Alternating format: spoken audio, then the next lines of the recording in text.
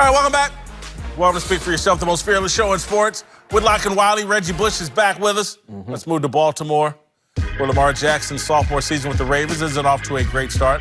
The run-first quarterback said that he, quote, sucked his first day of practice after discovering that the team was planning to run a completely new offense this year, a fact that he wasn't even aware of until he showed up at the facility. That's a little bit of a red flag for me. That there's some kind of communication breakdown within the Baltimore organization, that the quarterback doesn't know what the plans are for the offense. I'm concerned about the coaching staff and Lamar. What's the communication like? It's a bit of a red flag. I took it that way at surface level. Then hearing more of the details, it seems like with the change of offensive coordinator, there was an expectation that things would be status quo. Like they would just keep the same things the same. Got a young quarterback who struggled in the pocket. We all saw it. So we'll keep things the same. But through install, through this process, they've kind of changed some things to really balance out their attack. They were just too one-dimensional. I love his response. So it's not a red flag because, one, it shows the maturity. You would deflect something like this if you knew that you were in the wrong. You can answer it appropriately like he did when he knows that, hey, it kind of caught me off guard. I'm struggling with it right now, but I'll be fine. But it also shows you his new expectation level in terms of how I'm going to play. Because John Harbaugh went out there and said all the quarterbacks are looking pretty good. So he tried to clean it up. But in reality, this guy is saying, no, I got a different level of expectation. So look at me as I try and strive for that instead of what I was last year.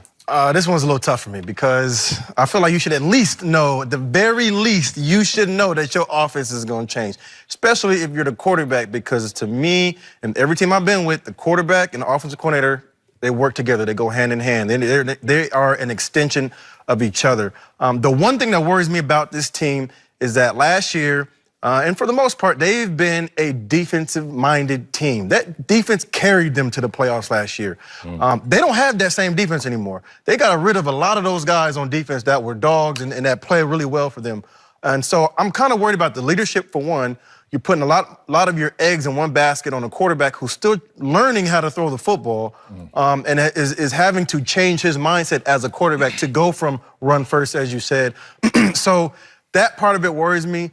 Because now you're really dependent on one guy to really elevate his play from last year to something significant that he's maybe never been before. This is what I said draft day in terms of, everybody wanted him to go in the first round, and I was like, no, I want him to go to the best situation. That's what's important. So Baltimore takes him at the end of the first round. Everybody's excited, and it's great. And I'm like, hey, man, Ozzie Newsome, who just drafted him, he's done when this is over. So everybody's off the hook. If this doesn't work now, well, Ozzie drafted him. And that's, again, why I'm concerned, like, hold on, they putting in an offense, and it's going to be a more balanced passing attack. And it's like, are they setting this dude up? John Harbaugh got his contract extension. He got his golden parachute. If this is it for him, he got 2, 3, 4 more years on his contract. He got his money. And so now it's like, we're going to put Lamar basically in harm's way. We're going to run a more traditional offense that he's saying, wow, caught him off guard. And again, I don't know who's to blame.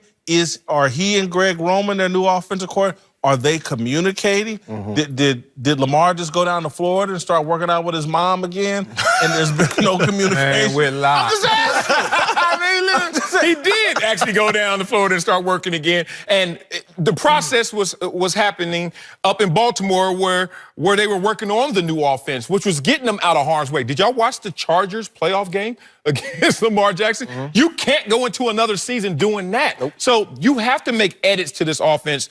I respect what they were doing, and maybe they kept them far removed from that until they could finalize what these details look like. Baltimore. And the other thing I hear that. The other thing is in that division, he might be the worst quarterback in that division because you got Baker Mayfield, you got Big Ben, who's been two Super Bowls, you got Andy Dalton. So I'm wondering, like, where does he fit in that quarterback class? Because you're playing against some really good quarterbacks, and Baker looks like he's only getting better, and they just got a ton of weapons. So where does this Baltimore Ravens team fall? Because at the end of the day, it's about winning that division, right? Yeah. And so can Lamar Jackson be that quarterback for them to win that division? All right, before we go, I'd like to share a few thoughts on the passing of Bill Buckner, who played in the major leagues for 22 years, but is remembered for a single act. Buckner died Monday at the age of 69. He battled dementia. Despite a career marked by accomplishment, including winning the 1980 National League batting title, we remember Buckner for his flub at first base in the 10th inning of the 6th game of the 1986 World Series. History says Buckner's error cost the Red Sox the championship. The facts say something quite different. Rich Gedman and Bob Stanley blew the game. Stanley threw a wild pitch and Gedman mishandled it, which allowed the Mets to tie the game. But none of it really matters. The Red Sox collectively blew the 1986 World Series, and no one should be singled out as the scapegoat. I admit, as a member of the media, sometimes I forget teams win and lose, not individuals. I forget the pain of playing poorly in a game that really matters. I played poorly in the biggest football game I ever played.